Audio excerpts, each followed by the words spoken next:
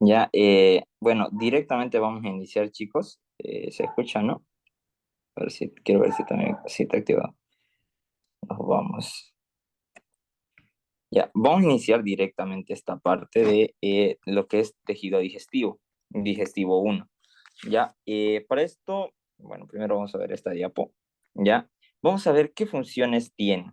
Ya, la función está la degradación física y química de los alimentos. Ya, con degradación física nos referimos a la desintegración en la parte mecánica. Química a través de productos de enzimas, ya que me van a romper enlaces moleculares y lo van a hacer más chiquito todavía. ¿Ya? A eso nos referimos con la degradación. ¿Para qué? Para ser absorbidos por el organismo. Se forma el bolo alimenticio, pasa la faringe al esófago y va a ocurrir lo que es la digestión, la absorción de estos y posteriormente su eliminación. ¿Ya? Para eso vamos a ver esta parte de acá. ¿Ya? Funciones. A mí me gusta relacionarlo así. ¿Ya? Las funciones del tejido digestivo, de aquí, serían tres: nutrición, secreción, protección inmunitaria y barrera, a través de lo que es el mal y el gal. ¿Qué es MALT? Tejido Linfocitos T asociados a linfático, mucosa. tejido linfático asociado a mucosa. Ya, sí, linfocitos T o tejido linfático o linfoide asociado a mucosas y el gal a mucosa gastrointestinal. ¿Ya? Entonces, estas se encargan de la protección inmunitaria y también como barrera. Las de nutrición, esto se lo van a ver en bioquímica, lo van a ver en fisiología, lo van a ver en todo ello, y ya se los voy a preguntar, que es ingestión, digestión, absorción, metabolismo o biotransformación, defecación o eliminación. ¿Ya? Es decir, que la nutrición comprende todos estos procesos. ¿Ya? Todo lo que ingrese por vía oral va a sufrir estos 5 procesos, sí o sí. Una ingestión, que es el proceso de introducir los alimentos líquidos, sólidos, a la boca. ¿Ya? Después una digestión, que consiste en dos tipos, una digestión mecánica y una química. Ya lo vamos a ir haciendo así. Esta no. Una digestión mecánica y otra digestión química. Y ahora, la digestión mecánica, ¿en qué consiste? Degradación de alimentos a biomoléculas, dada ¿por qué? Por los vientres, por los movimientos de mezcla del intestino delgado y del estómago, ¿ya? Esos movimientos de mezcla son las contracciones que éstas ejercen, ¿ya? Así que, es decir, es mecánico, netamente por movimiento, por contracción del músculo liso o por los mismos dientes, esa trituración, ¿no? Eso abarca lo que es la digestión mecánica. En cambio, la química, ¿ya? Abarca biomoléculas, es decir, la degradación de biomoléculas, ¿ya? En moléculas más pequeñas mediante enzimas digestivas, ¿ya? Entonces van a haber productos químicos, en este caso proteínas, que actúan como enzimas, y estas degradan lo que son, por ejemplo, una proteína y lo va a convertir en aminoácido, ¿ya? Y así, ya todo. Ahora, eso es lo que es digestión. Luego, absorción, el transporte de moléculas desde el tracto gastrointestinal a la sangre y a la linfa, ¿ya? El metabolismo o biotransformación, que es el conjunto de reacciones químicas donde se biotransforma la materia en energía. Es decir, la célula, ¿qué hace? Absorbe, ya absorbió los nutrientes, la célula los absorbe y en las mitocondrias, en el retículo endoplasmático, bueno, más que todo en las mitocondrias, va a transformar estas proteínas, estas biomoléculas en energía, ¿ya? ¿Qué necesitamos? El ATP, todo. Entonces, es decir, de aquí, este es el proceso ya intracelular más importante, ¿ya? Porque aquí ocurre ese cambio, ¿no? De las moléculas, es decir, la materia, en energía. Y después la defecación, es decir, lo que no sirve, los desechos, se expulsan a través de las heces y del tracto gastrointestinal. Lo que no se absorbió, lo que ya se utilizó, el resultado, los productos de desecho de este metabolismo o biotransformación, pues se van a eliminar, o sea, ¿no? A través de este tracto. Entonces, esto abarca la nutrición, tanto en lo que es alimentos, ¿ya? Fármacos, todo lo que ingrese por vía oral, ¿ya? Eso es lo que tenemos que ver. Esos son los 5 procesos de la nutrición. La secreción del tubo digestivo es la liberación de enzimas como el ácido clorhídrico, la mucina y anticuerpos, ¿ya? Ahora, barrera impide la entrada de sustancias nocivas y antígenos ante microorganismos patógenos. Entonces, aquí yo quiero que veamos una cosa. Digamos que estas son las células de la mucosa. Ustedes saben que es cilíndrico simple. Normalmente, ¿ya? Esto es así, ¿ya? En ambos lados. Normalmente son así, ¿ya? Normalmente. Esta es la luz. Y las sustancias, los alimentos, digamos que este es intestino, vienen por ahí o por vía paracelular o vía directamente celular, ¿ya? Entonces son absorbidas. ¿Por qué? Porque miren, casi no hay espacio y además aquí hay uniones que no dejan. Sustancias muy pequeñas pasan por aquí por vía paracelular, ¿ya? Pero sí hay. Entonces, muy difícil, pero más entran por ahí. Pero, ¿qué pasa? A veces hay anomalías. Ya, por ejemplo, ¿por qué les decía la función de secreción? Porque el intestino delgado, por ejemplo, produce lo que es la serotonina.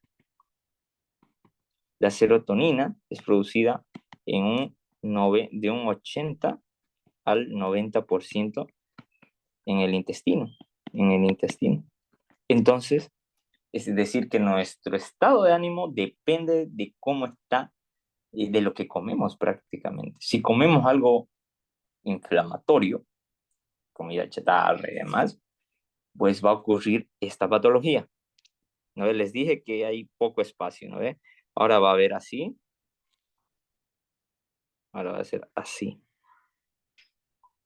Y ahora, miren, o sea, hay gran espacio. A esa patología nosotros llamamos hiperpermeabilidad,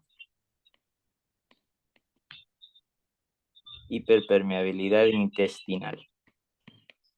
Entonces, aquí el intestino ya no funciona tanto como barrera. ¿Por qué? Porque como comemos comida chatarra, comemos sustancias nocivas, genera que ya no haya serotonina, no sé, la persona no se sienta bien, o sea, comemos con comida inflamatoria, y esta lo que produce es que las células, los enterocitos, se separen. Y como se separan, ya, se separan, entonces todas las sustancias que entran, sí o sí van a entrar por vía paracelular o por acá. Pero como hay gran espacio y ya sustancias que no deberían pasar, pasan por acá. Así grandes. Entonces, esto provoca un estado de inflamación. Y el paciente se siente desganado, nos sentimos desganados, sin energía y demás. ¿Por qué? Por esta hiperpermeabilidad intestinal. ¿Debido a qué? A una separación de estas células del intestino, ¿no? Entonces, y así ya no cumple el tracto gastrointestinal como una función de barrera, ¿no? Y ya pierde esa función, porque una barrera es bien unida. Entonces, esto es un poco para entenderlo, ¿no? Lo que es la hiperpermeabilidad intestinal. Ahora, una pregunta que la doctora Hidalgo nos cagó es ¿cuál es la diferencia entre absorción con B y absorción con D? ¿Ya? Absorción con B es el transporte de moléculas desde el tracto gastrointestinal a la sangre y la linfa. Absorción es el proceso de fijación de una sustancia a la superficie de otra. ¿Ya? Entonces, si yo tengo aquí una sustancia, aquí viene otra y sufre un proceso de adsorción con D, ¿no? Es decir, que es atraída a la superficie de otra molécula y se queda ahí. ¿Ya? Son cosas muy diferentes. ¿Hasta aquí hay alguna duda?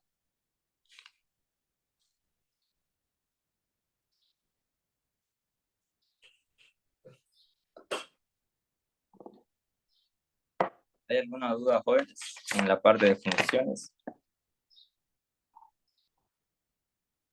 No, Auxi, sí, dale nomás. una consulta.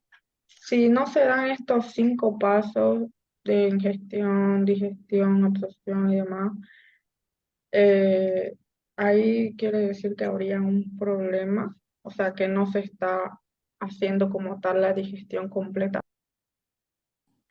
Claro, las patologías ya se basan en la afectación de estos factores, ¿no? Cuando no hay un adecuado metabolismo, se acumula una sustancia, ¿ya?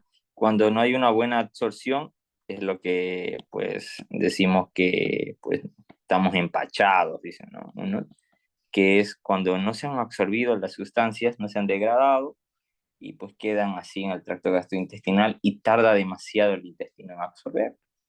¿Ya? Entonces, las alteraciones en estos procesos sí van a provocar cierto tipo de patologías, que eso lo van a ir viendo también, ¿no? No es tan necesario que lo sepan ahorita, porque esto es más histología. ¿Ya? Ahora, si nos vamos a ir cavidad bucal, porque tenemos que avanzar hartísimo, ¿ya? Entonces, ¿qué comprende la cavidad bucal? La lengua, los dientes, las glándulas salivales mayores y menores y las amígdalas, ¿ya?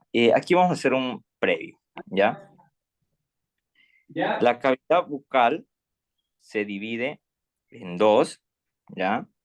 En un vestíbulo de una cavidad propiamente dicha. Y esto es anatomía, ¿no? Entonces, el vestíbulo, ahora, ¿cómo está dividido? Por lo que llamamos las arcadas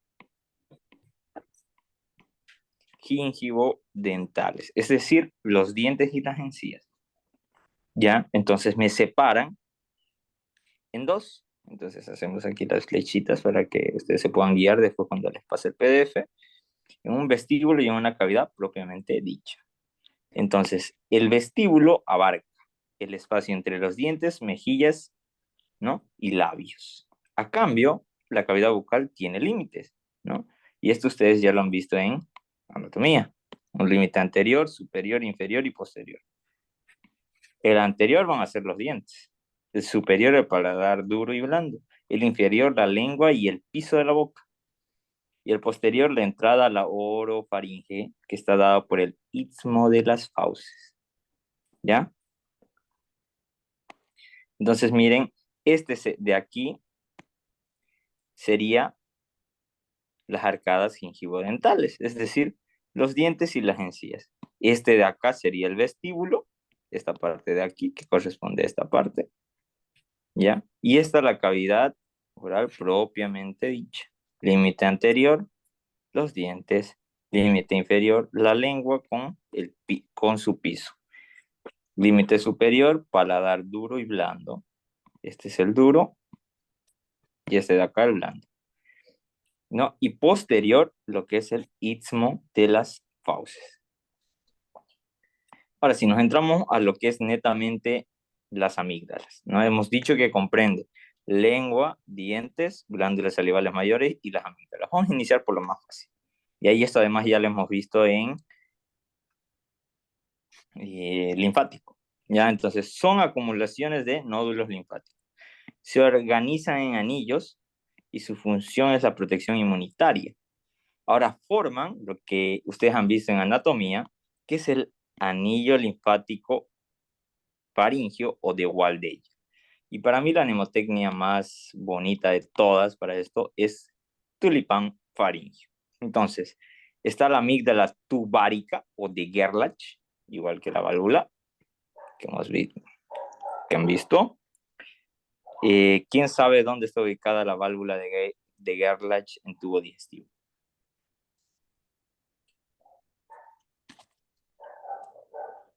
¿Nadie? ¿Ningún anatomista?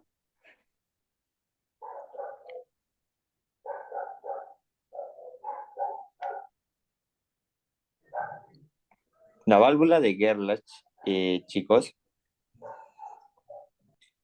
fue una pregunta que hicieron en internado. ¿Quién me contó eso? Mi hermano me dijo que a uno de sus hermanos le habían hecho y eso le dio un turno gratis. A ver, gánense ese turno. ¿Cómo se llama? ¿A qué válvula se llama la válvula de Gerlach? En intestino delgado. Prácticamente en tubo digestivo, no intestino delgado, en tubo digestivo.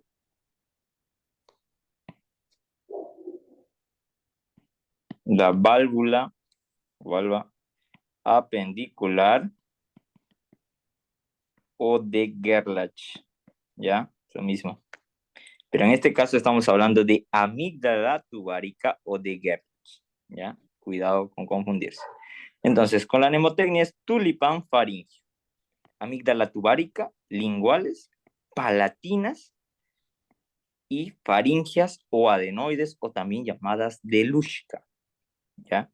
Esta clase creo que está pareciendo más anatomía que histología, ¿ya? Entonces, una pregunta que a mí me hizo mi auxiliar que estaba en quinto año cuando yo estaba en fisiología, me dijo, vos que sos auxiliar de histo, ¿ya? Es, ¿dónde está ubicada la amígdala palatina? Esta es la que se inflama, cuando nosotros decimos que se inflaman las amígdalas, que es la amigdalitis, ¿ya? Entonces, ¿dónde está ubicada? Entre el pilar anterior y el pilar posterior, o arco también se le llama. Ahora es fácil acordarse. Quiero que vean esta parte.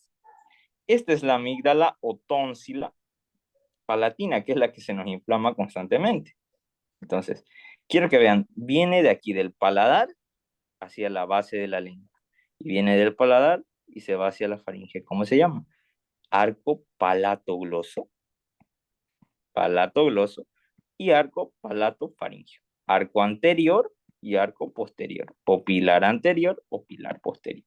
Y entre medio de esos dos se encuentra. Si ustedes abren su boca y ven el espejo, van a notar el arco palatogloso y el arco palatofaringio. Y en medio de ahí la amígdala palatina. ¿Ya? Esa es la que se nos inflama en una amigdalitis. ¿Cómo la diferenciamos, por ejemplo, de una amígdala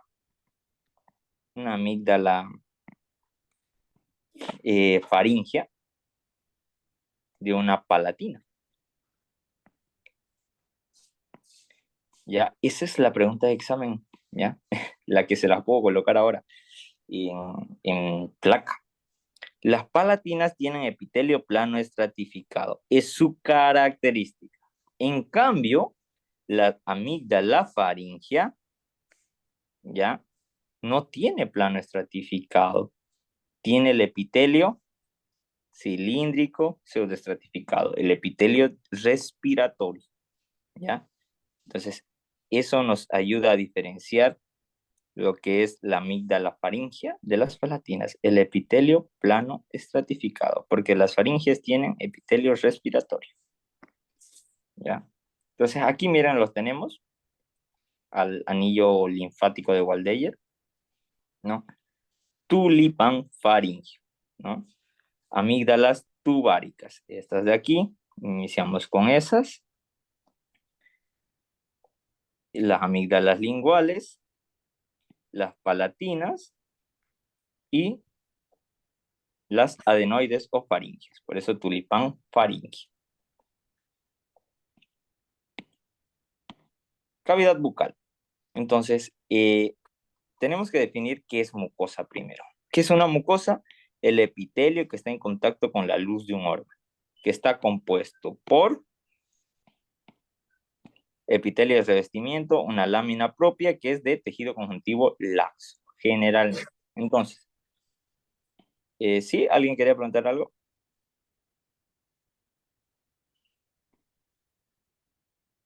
Sí, dijo que la amiga palatina era epitelio.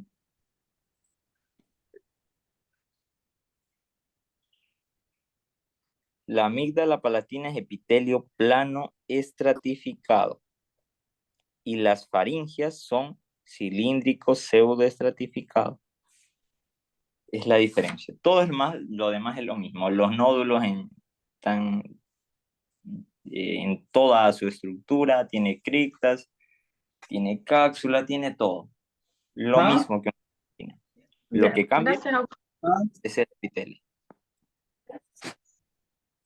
Ahora, la cavidad bucal presenta 3 mucosas, ¿ya? Ajá, no, pero si quiere probar. Ahí, ¿quién está consumiendo? No.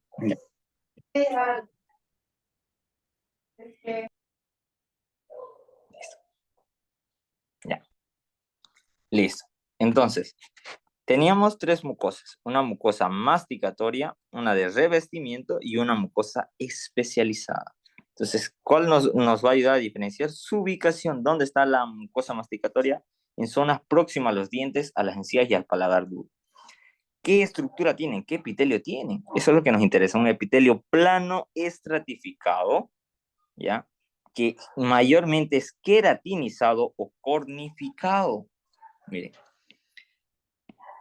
¿Ya? Pero en algunas regiones es paraqueratinizado o paracornificado. ¿Qué nos quiere decir eso? Que paracornificado de cornificado. ¿Qué diferencia hay?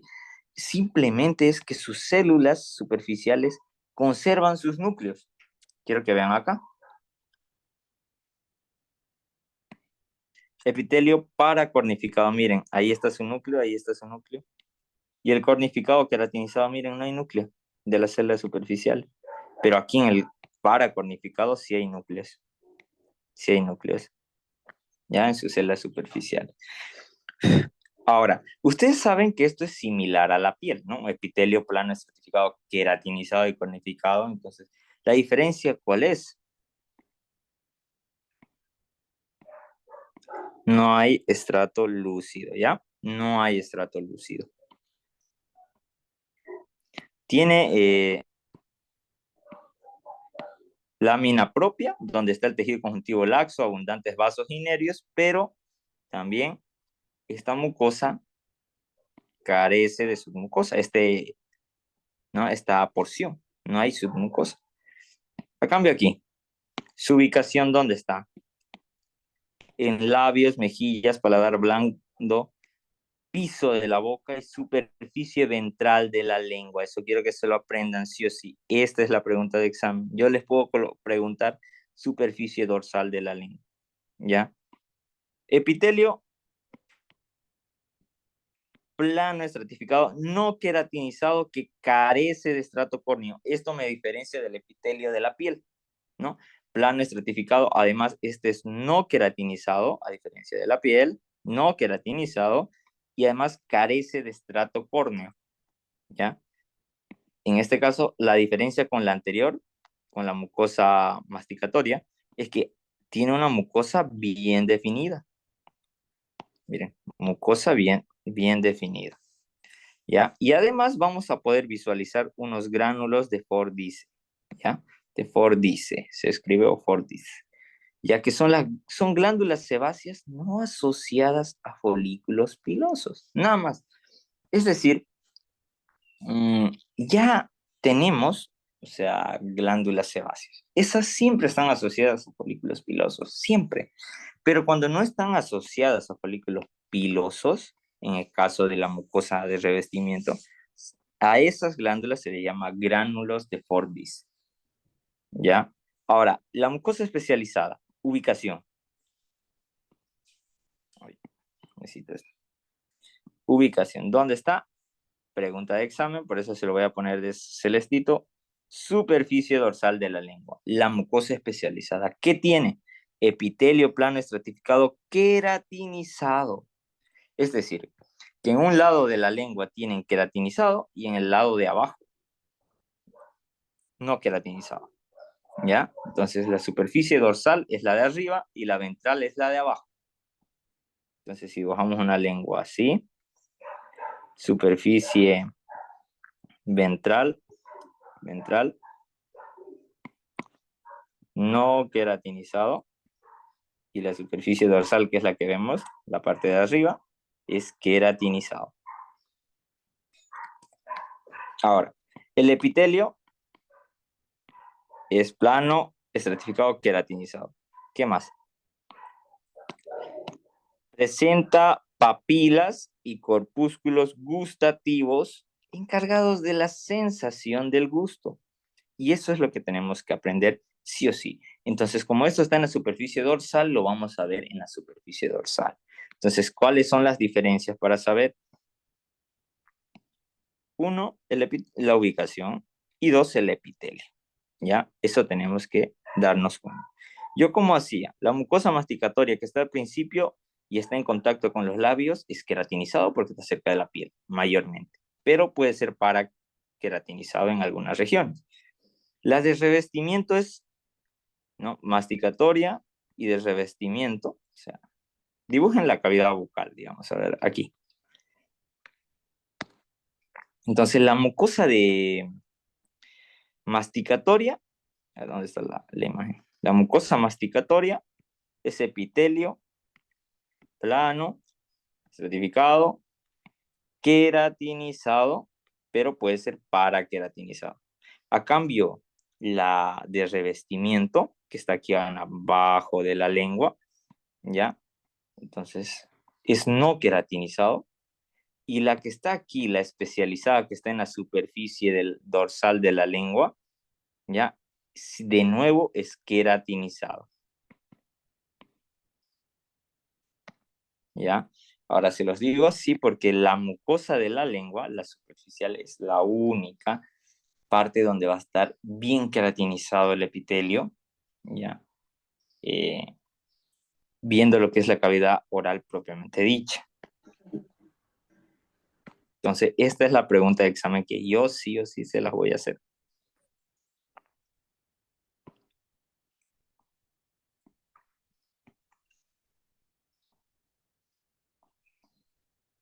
Ahora, pasamos a lengua. Es un órgano muscular en la cavidad oral que tiene dos superficies, una ventral y una dorsal. La ventral es la inferior y la dorsal es la superior. Ahora sí. Está dividida por un surco terminal, su superficie dorsal, ¿ya? Su superficie dorsal está dividida por un surco terminal en dos tercios anteriores y en un tercio posterior. ¿Qué es el surco terminal? ¿Dónde está mi...? Uy, quiero eso. Es una depresión en forma de V con un vértice hacia atrás. En su punta tiene al foramen ciego, que es un vestigio embrionario del conducto del tirogloso. Eso lo pregunta el doctor. Bueno, al menos en mi año lo preguntó. ¿Ya? El foramen ciego. Entonces, este sería el surco terminal en V, invertida con su vértice hacia adelante, hacia posterior, perdón. Y además, en su parte terminal tiene al foramen ciego. Y este foramen ciego es un vestigio embrionario del conducto tirogloso. Ahora, ¿cómo más está conformada la lengua? Prácticamente, ¿ya? Por su mucosa y su muscular, ¿ya?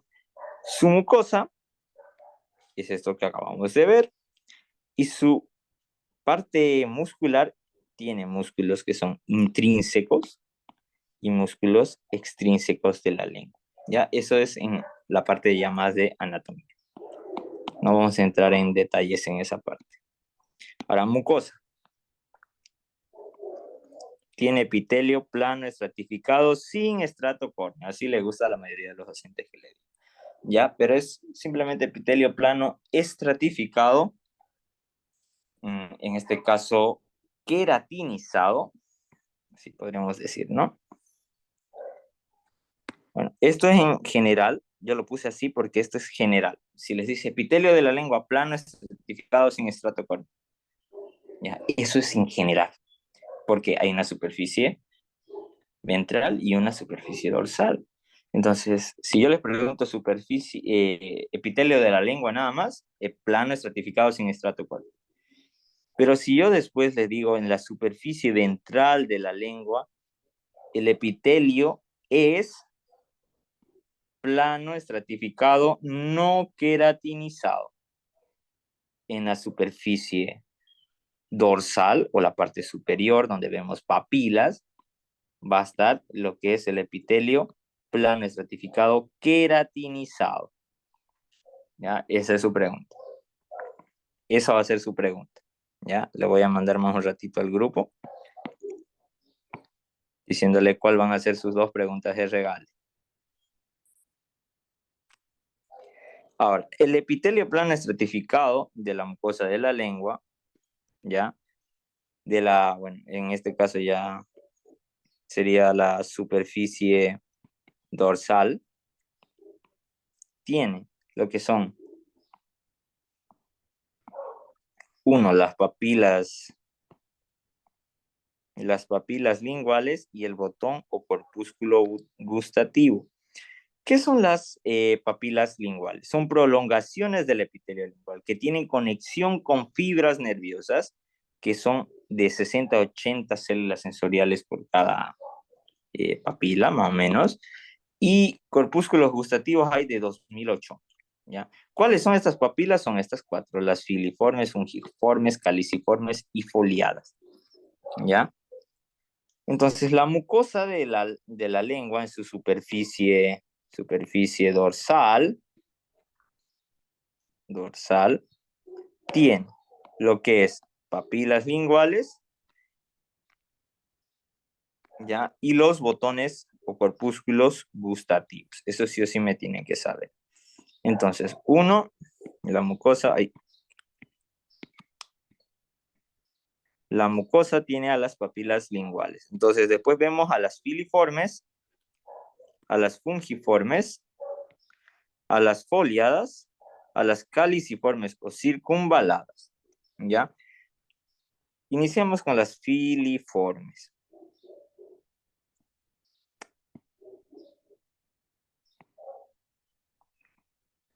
Con las filiformes, las fungiformes, las foliadas y las caliciformes. Y aquí vamos a sacar una parte de acá, ¿ya? Vamos a sacarlo de aquí. A ver, espérenme un minutito. Voy a hacer una cosilla.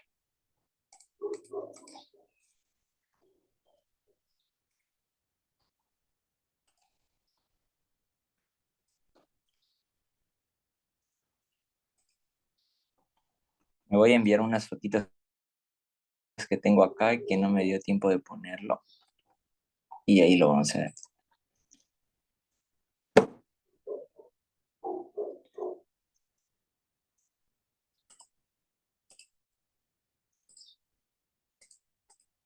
Tatarán. Hasta eso vamos a ir explicando. Bueno, ya llegó. Tac. Ahorita les muestro.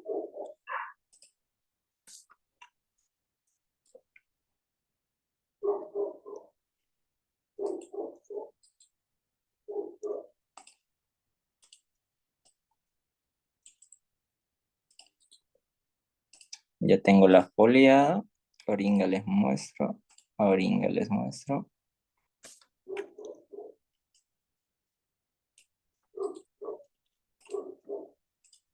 Aquí tengo la fungiforme.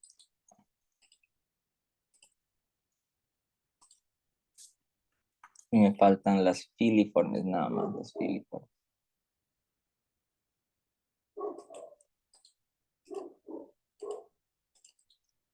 A ver dónde la tengo esa imagen. Espérenme un minutito. ¿Dónde están las filiformes?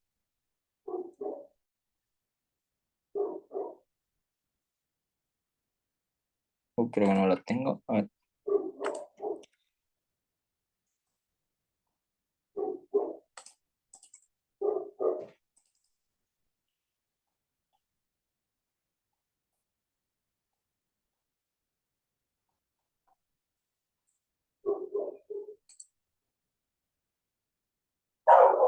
Qué raro que no haya las filiformes. Acá están.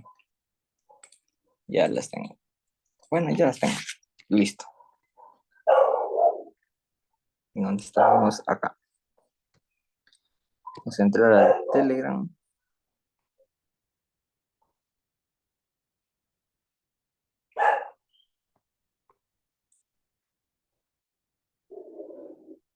Vamos a guardar imagen. Vamos a guardar esta.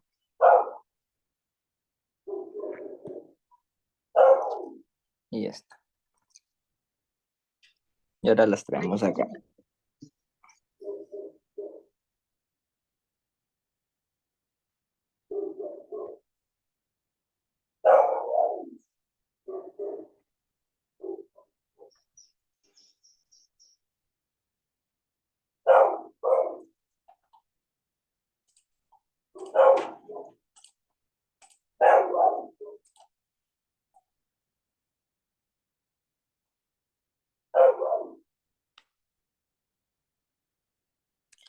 Listo.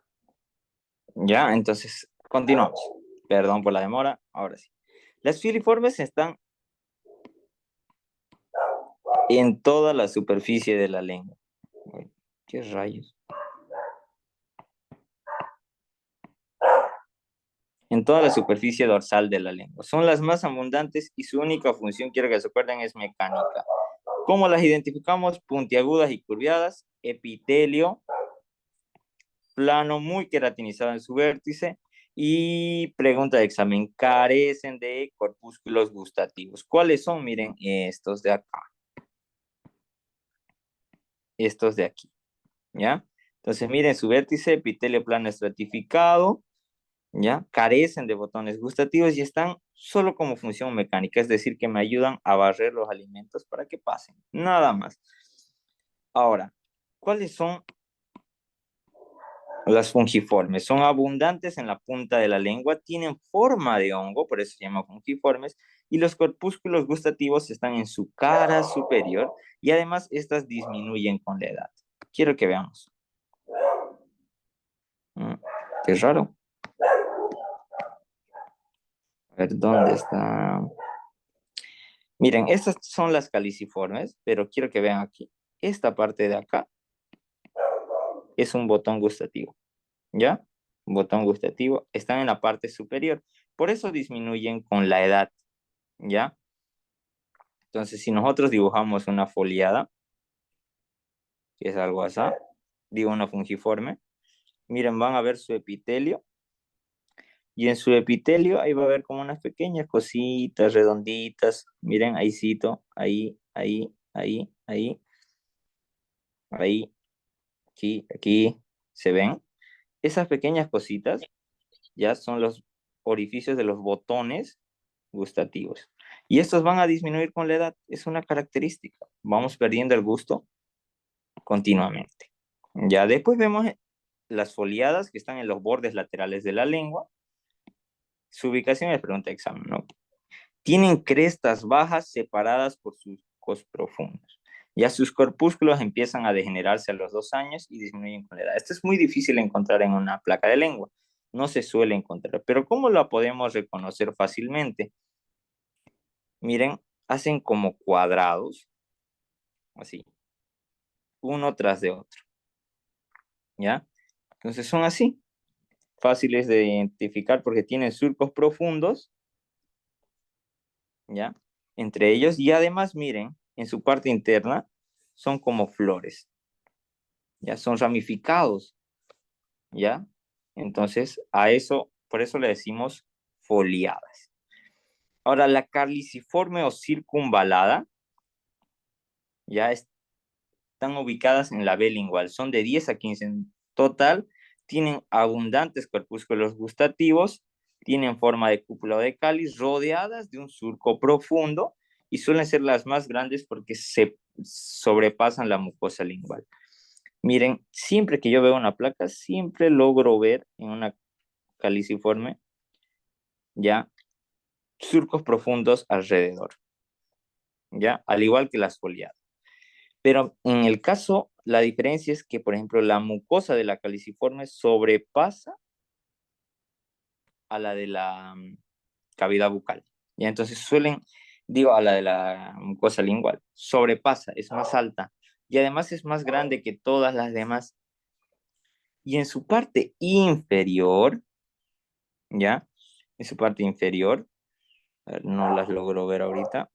Aquí, por ejemplo, ¿ya? Están lo que son estas preguntas de examen, las glándulas salivales de von Hebner, que son glándulas cerosas. Miren, este de acá es glándula de von Hebner, glándulas de von Hebner, glándula de von Hebner, ¿ya? Todas son glándulas de von Hebner, ¿ya? Están debajo de la caliciforme o circunvalada, son cerosas, pregunta de examen. ¿Ya? Entonces, así reconocemos lo que es lengua. Ahora, ¿qué es un botón gustativo? Ya son estructuras ovoideas con un poro, un orificio en su vértice, ¿ya? Y se encuentran en las papilas fungiformes, caliciformes y foliadas, excepto, volvemos a repetir, las filiformes. Compuesto por células neuroepiteliales o sensoriales, células de sostén y células basales, ¿ya? Como bien dice su nombre, un botón gustativo, las células neuroepiteliales perciben el gusto. ¿De qué nervios? Séptimo, noveno y décimo, ¿ya? Las células de sostén, pues me dan estructura, soporte, ¿no? Y las células basales, que son células madre. Ahora sí, vamos a ver un poquito de esto de rapidísimo, lo que es la traducción del gusto.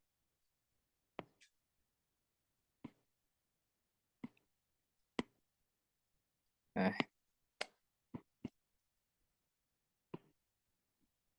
La traducción del gusto, vamos a ver que hay diferentes sabores. Ustedes ya saben cuál es. Amargo, dulce, umami. Aquí lo vamos a cambiar de colorcito. El ácido y el salado. ¿Ya?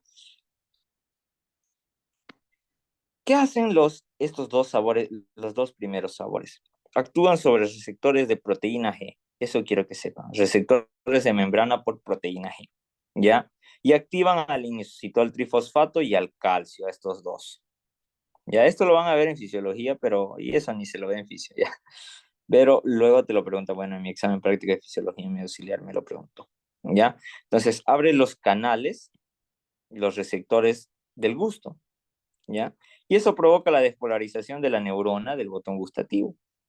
Entonces, el receptor amargo, el sabor dulce, el amargo y el umami, que es el sabroso de la carne, utiliza receptores metabotrópicos.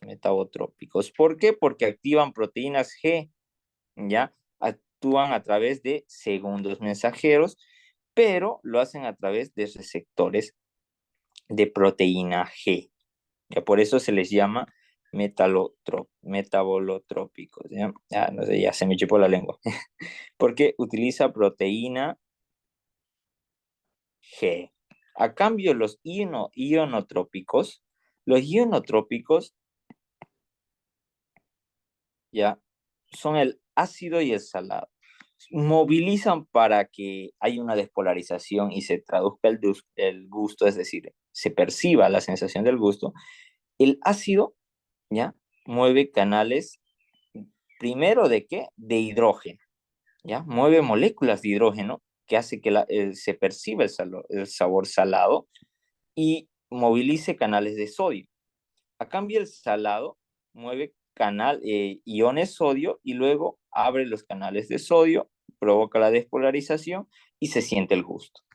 Entonces, esa es la diferencia entre el amargo, dulce y umami, que me activan proteínas G y son receptores metabotrópicos. A cambio, el ácido y el salado, ¿ya? El ácido moviliza hidrógeno. Eso quiero que se lo acuerden. Cuando ustedes se echan limón a la boca o no se sientan el limón, van a sentir en sí los iones de hidrógeno, ¿ya? Y eso va a abrir los canales de sodio en las neuronas y va a hacer que haya la despolarización, ¿ya? Pero el ácido es este.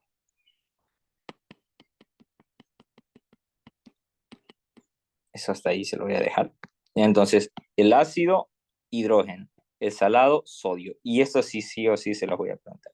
El sabor ácido moviliza, o sea, para que se sienta, prácticamente utiliza iones hidrógeno. Eso es lo que mi auxiliar de fisiología quería que coloquemos. Y yo le puse todo el mecanismo y todo. Pero no puse eso y no me la hizo valer. Ya teníamos que poner iones hidrógeno. Nada más eso quería yo. Escribí todo el proceso a partir de acá. ¿Ya? Y ya, pues ni modo. A llorar. Listo. Inervación de la lengua. Inervación sensitiva.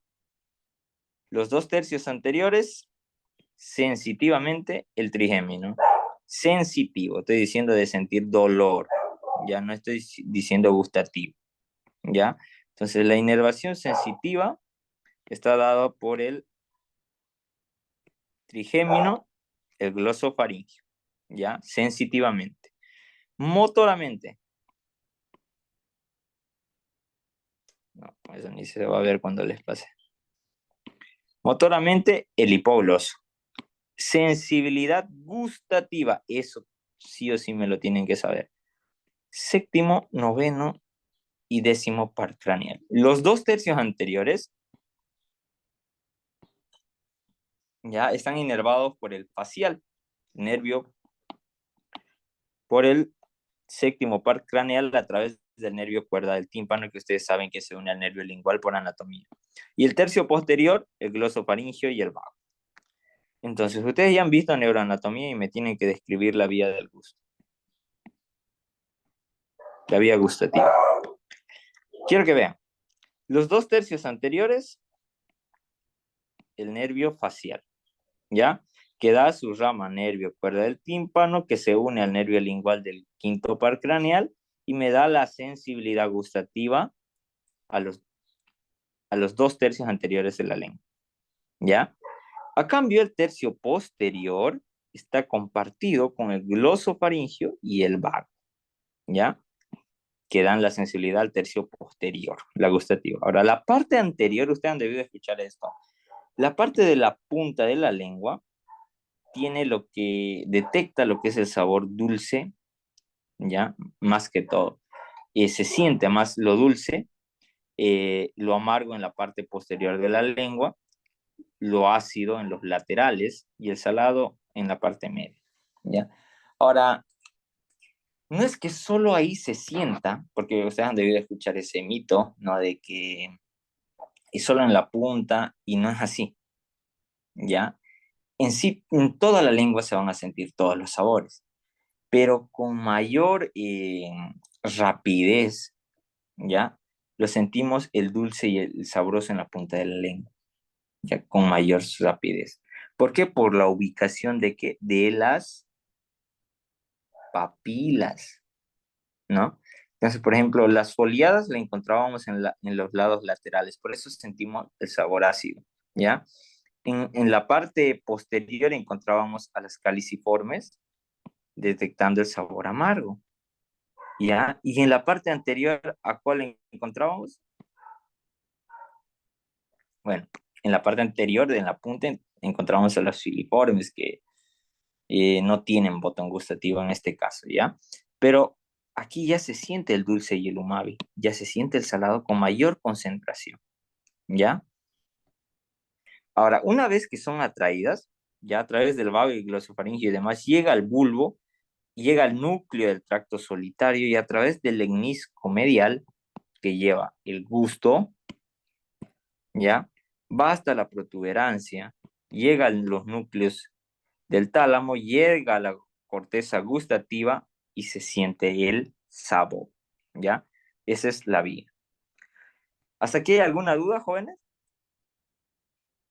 ¿Puede explicar otra vez ese trayecto, por favor? Ya.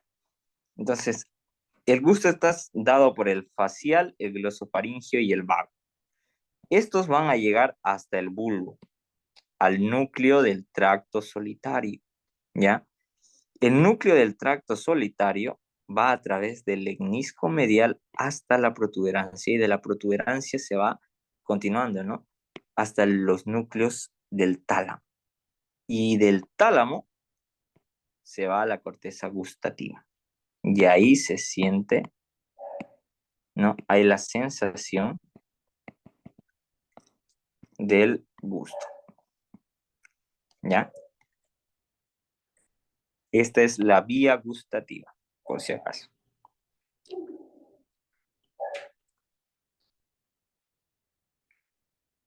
Eso es lo que tienen que saber. Ahora sí, glándulas salivales. Las glándulas salivales ya van a producir de 0,75 a 1 litro de saliva hipotónica al día, ¿ya? Es decir, algo un poco ácido, ligeramente ácido, ¿ya? Ahora, tienen compuestos, la composición de la saliva, agua, iones, fosfatos e inmunoglobulina A. Yo les dije en inmunitario, ¿dónde se encontraba la inmunoglobulina A? ¿Quién se acuerda?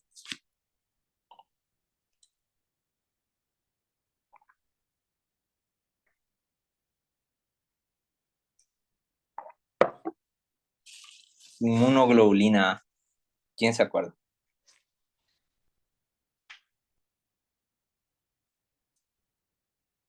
Se encontraba en todos los líquidos corporales, hasta en las lágrimas de su ex, ¿ya? Entonces, eh, ahí vamos a encontrar en la saliva también inmunoglobulina. Esta es la que, pues ustedes han debido escuchar que personas que, que casi no tienen caries durante la niñez.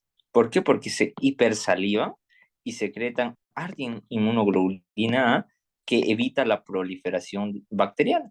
Entonces no tienen caries. Clasificación de las glándulas.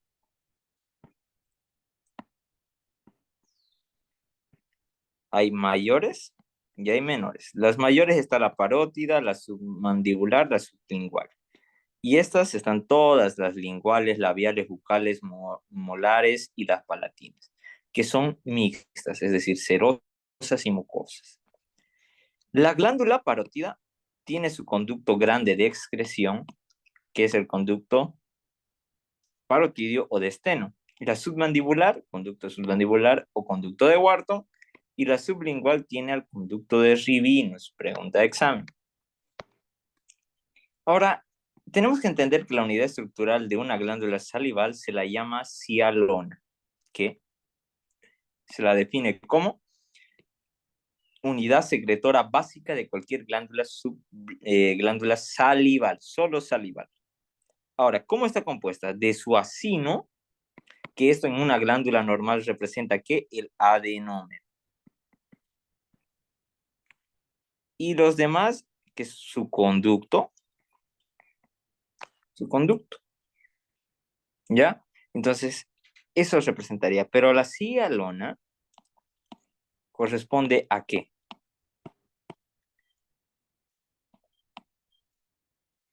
Al acino, al conducto intercalar y al conducto excretor de una glándula, ¿ya?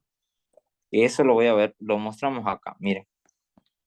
Esto es lo mismo que hemos estado viendo, igual se los voy a estar mandando en las diapos antiguas que tenía.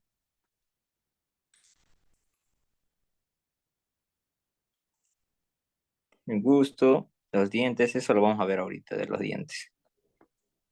Va, ¿dónde está? Buscando. A ver, déjame ver un cachito. Me lagué. Bien, ahora sí. Esto. ¿Ya explicó el botón, disculpa? ¿O el poro gustativo, disculpa, o sí? Sí, ahorita lo vuelvo a explicar por si acaso. Esta sería la cialona. ¿Ya? La cialona. Corresponde al acino y a sus conductos. ¿Ya? Entonces, todo esto es una glándula prácticamente, la parte funcional de una glándula. Ustedes ya saben que hay las glándulas tienen, pues son invaginaciones, ¿ya? Del tejido epitelial, ¿no? Así se la define, del tejido epitelial en tejido conjuntivo, ¿ya? Entonces, composición de una, ¿qué tiene? Parénquima. ¿Qué es el parénquima? ¿Quién me dice?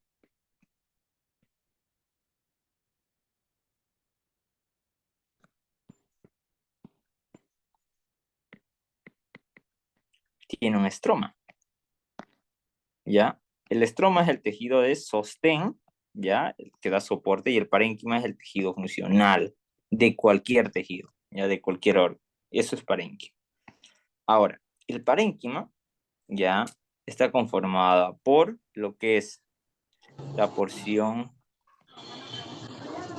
funcional netamente, digo, ya no funcional, la porción secretora, y los conductos. La porción secretora, ¿qué es? El adenómero. ¿Ya? Así es una glándula normalmente. Pero... ¿Qué va a llevar? Su micrófono...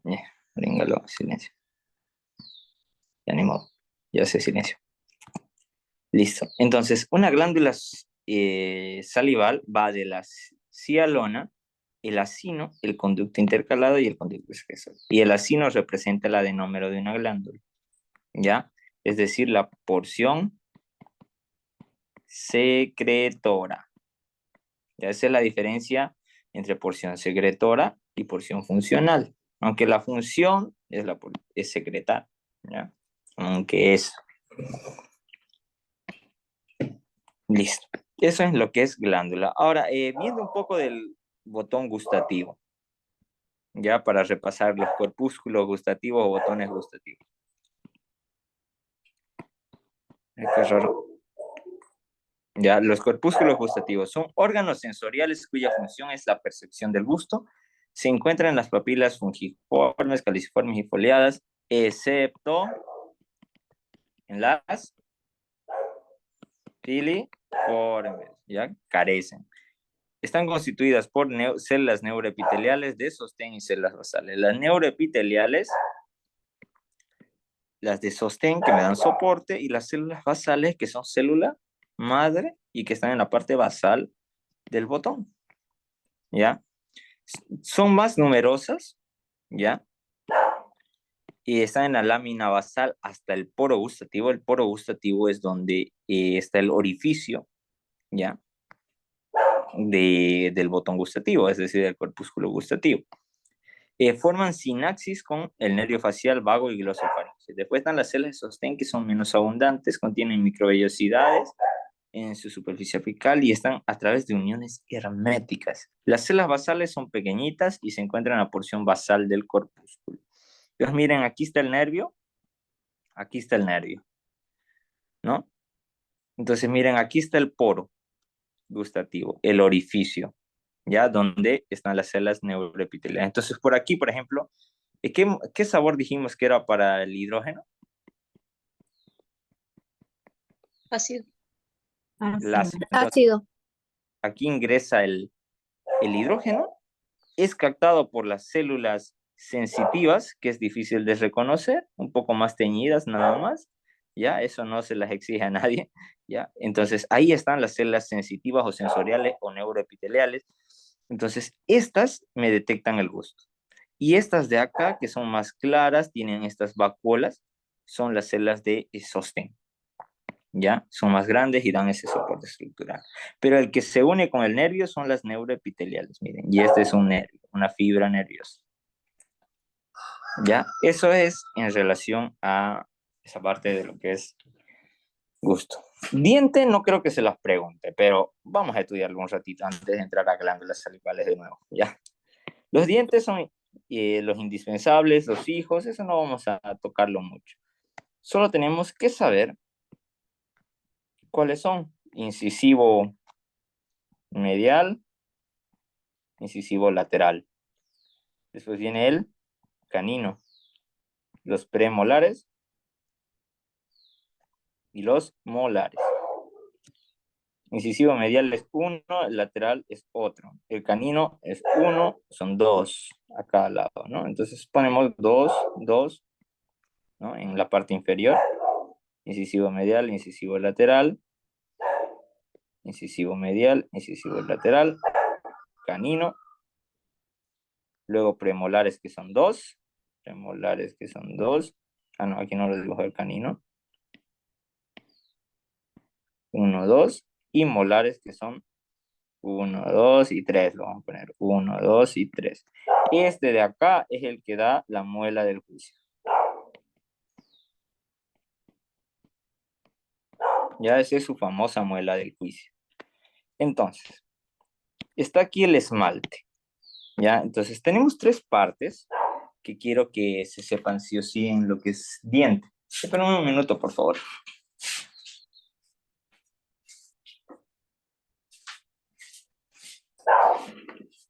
Ahora sí. Entonces, las partes del diente, lo vamos a hacer general y rápido porque no deberíamos tocar esta parte. Parte del diente son tres. Lo que es el esmalte, lo que es la dentina, lo que es el cemento. ¿Ya? De superficial a profundo, obviamente. Ahora, esto quiero que se lo aprendan sí o sí. En la parte del esmalte va a derivar de unas células que se llaman los ameloblastos. La dentina deriva de los odontoblastos. Y el cemento de los cementoblastos. No es tan difícil, ¿no? Lo jodido aquí es esto. ¿De dónde deriva el ameloblasto? Y aquí hay un poco de confusión en su libro en la primera parte. Así que yo se los aclaro porque pregunté a dentistas y demás. ¿Ya? El ectodermo superficial o neuroectodermo superficial. Eso ya lo saben. ¿Ya? El ectodermo superficial. Y los odontoblastos igual derivan del ectodermo, pero de la cresta neural.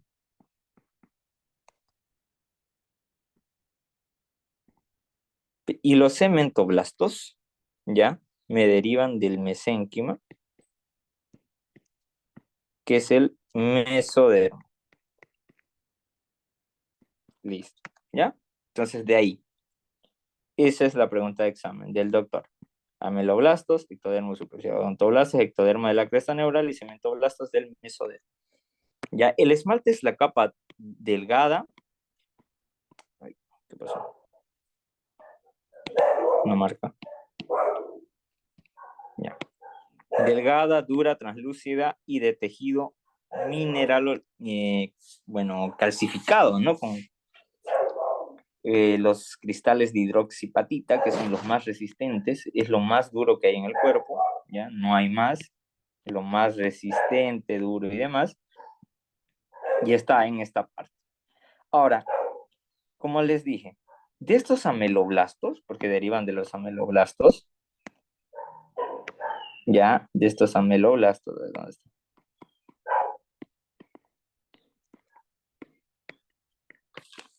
Aquí tenemos que ver una cosa, que son y no confundir, que es los procesos de Tomes de las fibras de Tomes, ¿ya? El libro, a ver, me voy a fijar el libro ahorita en qué página lo dice, para que no se confundan, ¿ya? Está en su página 578. Entonces, el ameloblasto tiene lo que se llaman los procesos de Tomes, ¿ya? Que son nada más que prolongaciones, ¿ya? Prolongaciones. ¿Ya? Cuando está en desarrollo. Esos son los procesos de Tomes.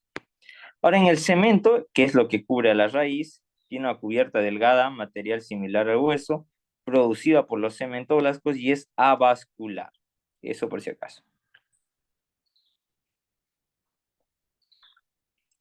Ahora, la dentina es el material calcificado, ¿ya? Es profundo. Una cosa más, a ver, se me está yendo algo más. Ya, es secretada por los odontoblastos y es el primer componente mineralizado.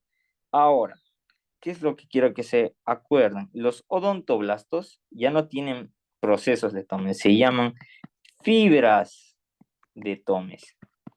Esas fibras de Tomes son prolongaciones de odontoblastos. Ya, esa es la pregunta de examen del doctor Semúdez. Entonces aquí miren, vean los ameloblastos.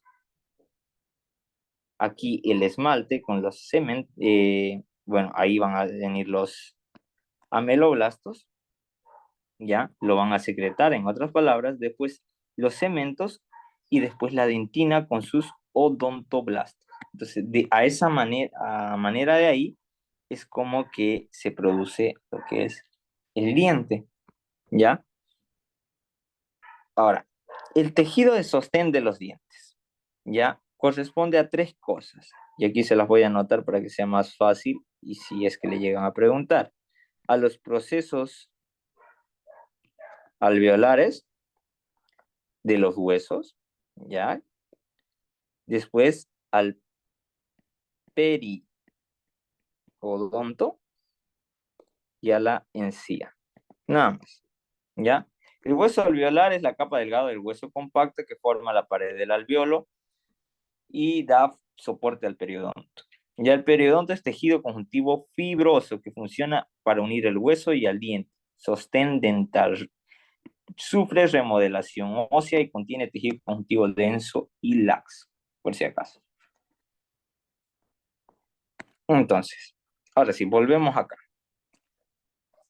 Aquí les voy a enseñar, aparte de otras cosas que no les había dicho yo en la práctica, cómo reconocen un acino seroso, un mucoso y un mixto. Ya más fácil para identificar. Un acino seroso, recordemos, tenía tinción intensa. ¿Ya? Y además, recuerden que sus células van a tener forma piramidal, y ahorita lo vamos a ver. Tienen basofilia basal, ¿ya? ¿Por qué? Porque presentan retículo endoplasmático rugoso abundante, ¿ya? Por lo que si tiene harto retículo endoplasmático rugoso, secreta proteínas. También tiene unos gránulos apicales que se llama gránulos simógenos, que tienen, ¿qué es el simógeno? Una enzima inactiva, que tiene que llegar una proteína, una sustancia para activarla y que ésta realice su función. Miren, así es un acino seroso. Vamos a repasar. Forma piramidal, tinción intensa, basofilia, ¿ya? Pero además presenta una basofilia basal, miren. ¿Por qué? Porque aquí hay abundante retículo endoplasmático rugoso, ¿ya? Y además estos puntitos de ahí que ven, que son los gránulos simógenos, ¿ya? Que están en la parte solo apical. Su núcleo central, ¿ya? Núcleo central. Entonces, esa es otra característica para reconocer. Tinción intensa con basofilia basal. Forma piramidal, núcleo central, gránulos apicales o seminógenos y secretan proteínas. ¿Ya? No hay donde perderse con estos acinos. Después tenemos a los acinos mucosos, que es una tinción más clara porque tiene gránulos mucinógenos, ya no simógenos, mucinógenos, mocos. Estos no se tiñen por lo que la tinción es clara. El núcleo es basal, es decir, periférico, ¿ya? Y además, esa característica, tiene gránulos de mucina por todo y secreta moco. Miren, estos de ahí serían los gránulos de mucina, ¿ya? Y miren, la tinción es pues mucho más clara en relación a la cerosa, ¿no? Miren, mucho más clarita, el núcleo es basal, este es central, entonces nos da una idea para identificar. Pero hay un mixto, que es la combinación de ambos. ¿Y cómo se la define? Como acino mucoso rodeado por una semiluna serosa o de Guanussi, es decir, rodeado por acinos serosos que tienen una disposición en forma de semiluna, ¿ya? Entonces, así es un acino mixto. La glándula parótida tiene acinos serosos puros. La submandibular, acinos serosos que predominan, con pocos acinos mixtos y mucosos. La sublingual tiene acinos mucosos que predominan, con pocos serosos y mixtos. O sea, son poquitos los mixtos y serosos. Entonces, de esa manera, esto es fácil para identificar. Quiero que vean aquí. ¿Qué glándula sería? Miren, hay tejido adiposo, hay tabique de tejido conjuntivo, adiposo, adiposo. Y aquí vemos, ¿quién se anima a decir qué glándula es esta? Parótida. Esta es parótida, ¿ya? A ver, vamos a ver algo clarito. Quiero ver algo clarísimo. No, no se ve tan clarito. Ya. Aquí. Lo vamos a dibujar. Miren, dibujamos la comparativa. Aquí uno, aquí otro, aquí otro, aquí otro. Núcleo central, ¿no? Miren, central, central, más central, más central. Claro que esa regla no siempre se cumple, ya puede estar un poco y dar como ilusión que es basal, así que no se apoyen tanto en eso, ¿ya? Pero quiero que vean, en la puntita hay como unos puntitos blancos, miren, ahí cito, por ejemplo, ya en la parte apical de esos acinos. Esos son los gránulos de seminógenos. Ay, se me fue. Simógenos, ¿no? Con Z, simógenos. ¿Dónde está? Vamos a dibujar con esta parte. No, ese es muy clarito. Con este. ¿Ya? Entonces, de esa manera nosotros vamos viendo un asino seroso. Entonces, pero quiero que vean, ¿por qué es parótida? Porque tiene puros acinos serosos, no hay ni un solo mucoso y además hay tejido adiposo. ¿Ya? Entonces, esto es ley. O sea, o sí. Aquí en la China y todo, hay acinos serosos puros en toda la glándula parótida, es la única. Así que esa es pregunta de examen. ¿Ya? Y este es un conducto, ¿ya? Su conducto, porque tiene epitelio cilíndrico pseudoestratificado. ¿Ya? Aquí hay otro, un conducto intercalar, miren, epitelio cilíndrico simple. Ahora, este de aquí, ¿qué sería?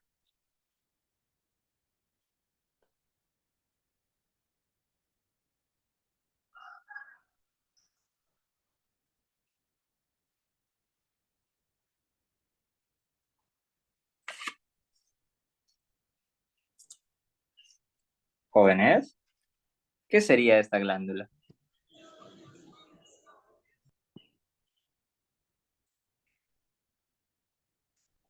Está clarísimo que es esta glándula. Eso va a entrar en su examen, ahora sí. Submandibular. Submandibular, ¿por qué? Porque es mixto. Tiene acinos y mucoso. Ya, pero ¿qué tiene de predominante? ¿Qué es lo que le llamó la atención? Le Mm, ayudo con eso.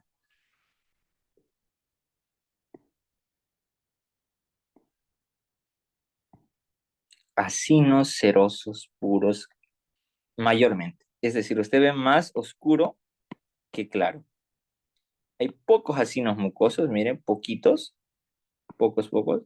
Y hay acinos mixtos, mire, este es un mixto porque aquí tiene la semiluna serosa. Aquí hay otro mixto, tiene la semiluna serosa. Ya, a cambio, este de aquí, por ejemplo, es un acino mucoso puro. Este es, este es puro, creo, o no, este es mixto igual. Entonces, se dan cuenta, eh, la glándula submandibular tiene acinos serosos predominantemente. Miren, acinos serosos, acinos serosos. Es decir, yo veo más oscuro que claro.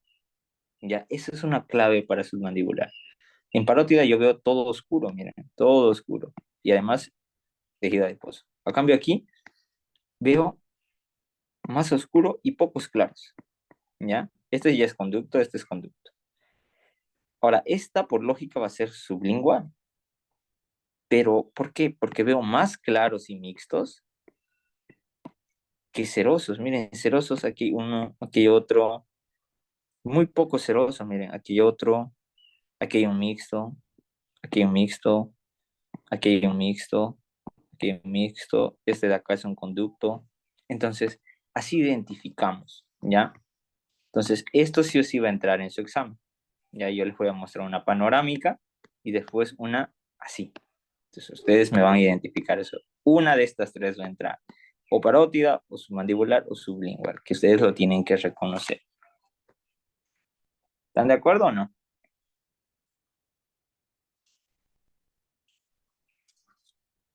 Sí, está bien. ¿Hay alguna duda hasta aquí? Porque con esto acabamos digestivo 1.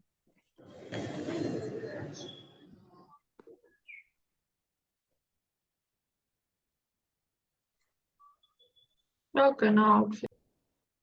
Ah, sí. Yo no lo entendí bien de las placas.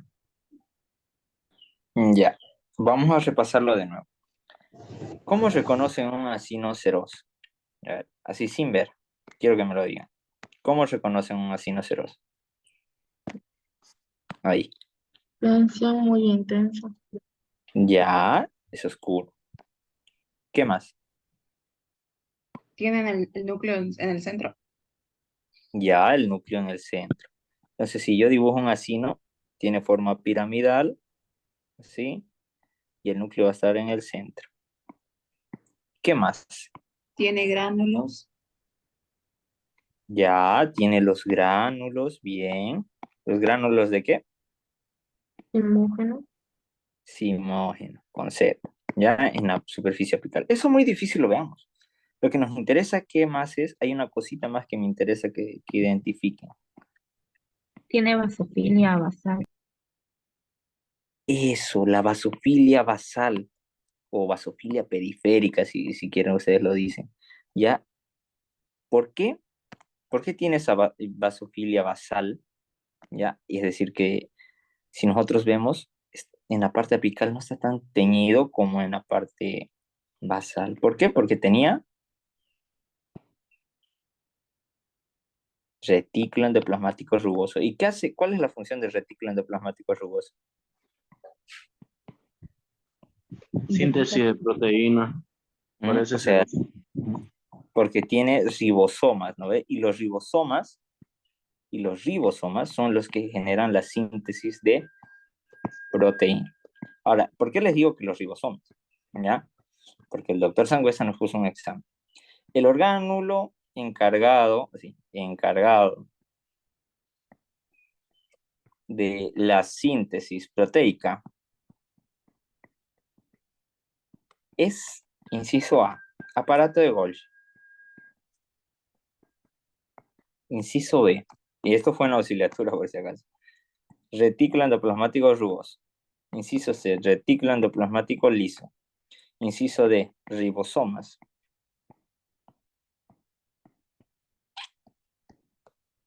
Inciso D, ninguno. ¿Cuál sería la respuesta? Ribosoma. ¿O no? Ribos. Sí, Ya sí, sí. muchos dijeron, no, el RER, no, los ribosomas, ¿ya? Esto es lo correcto. ¿Por qué? Porque los ribosomas están en la superficie del RER, del retículo endoplasmático rugoso. Se llama rugoso porque tiene ribosomas en su superficie, ¿ya? Entonces, esta es la que se encarga de la síntesis proteica. Y pues a muchos los dejo así como que con un mal sabor de boca, por haberlo dicho así, digamos, ¿no? No era una pregunta difícil, pero era confusa. ¿A cuál le doy? Porque los dos, ¿no? Entonces es los ribosomas, ya, por si acaso. Entonces, esa parte quiero que se acuerden. Tinción intensa con basofilia basal porque tiene red. Forma piramidal y núcleo en el centro. Y ahí podemos añadirle gránulos apicales, gránulos simógenos, que están en la parte apical, y secretan proteínas. Así reconocemos un acino seroso. ¿Ya? Un mucoso es claro con núcleo. Quiero que me lo digan ustedes porque si no después no, no lo van a entender. Este es un acino mucoso. No tiene tal forma piramidal, pero para el esquema, ¿ya? ¿Cómo lo identificamos? Uno, ¿quién me dice cómo lo identificamos un acino mucoso? Mucoso.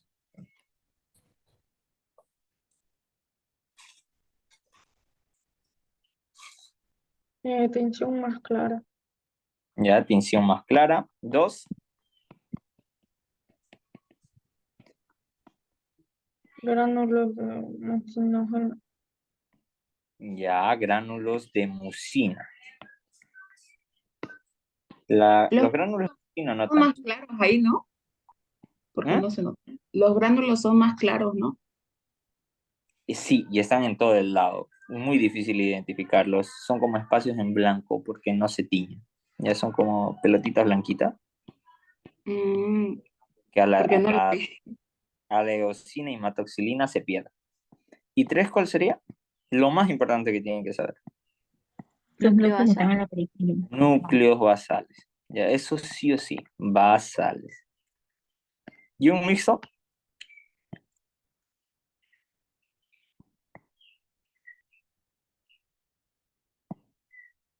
¿Cómo se le llama esto de aquí que le estoy señalando?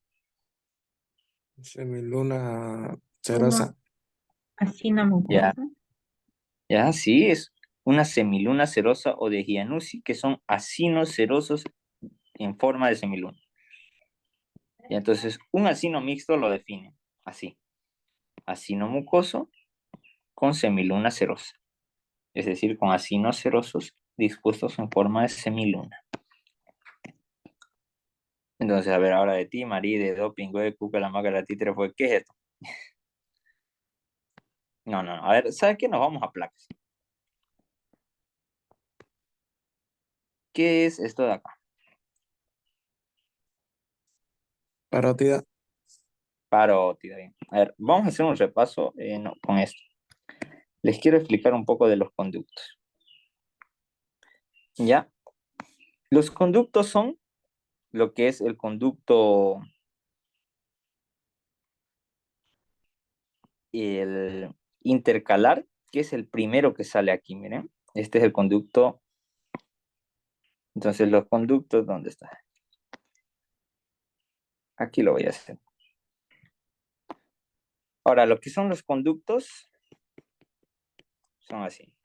Conducto intercalar.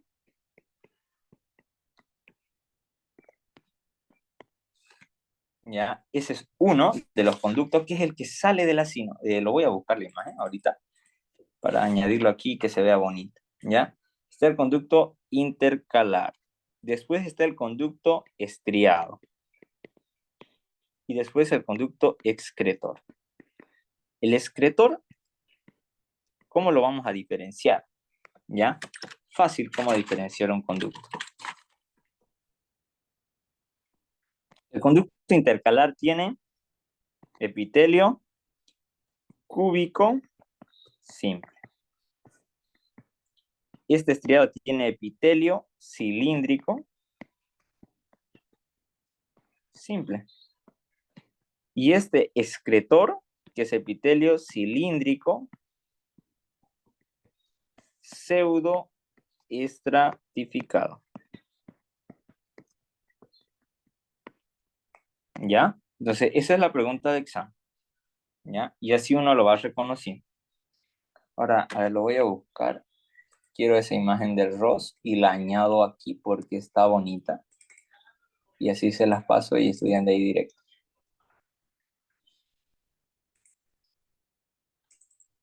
Libros, ROS.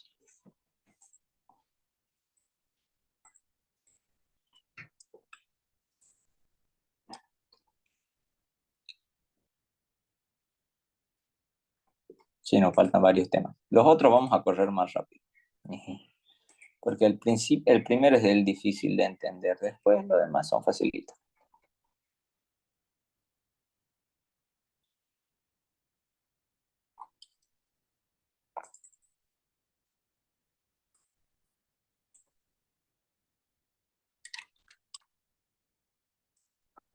Hoy vamos a avanzar los tres tipos de digestivo. Digestivo y respiratorio más. Ah, Porque va a entrar una pregunta de respiratorio. Sí va a entrar.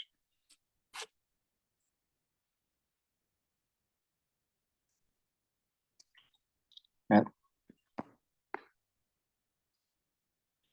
Pongamos la imagen.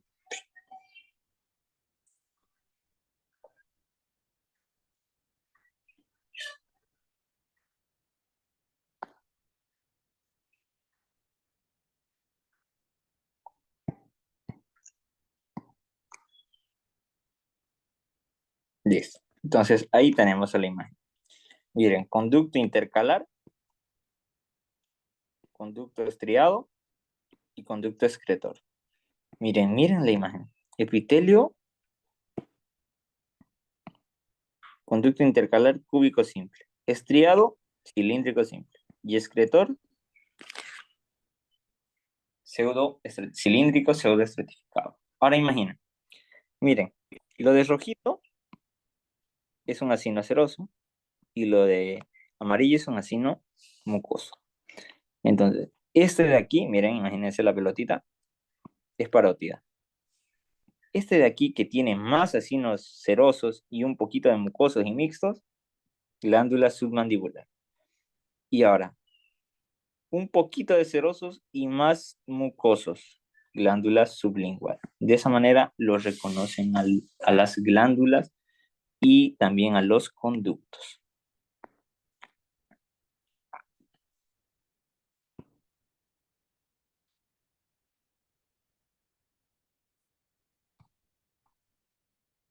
Con eso terminamos digestivo 1.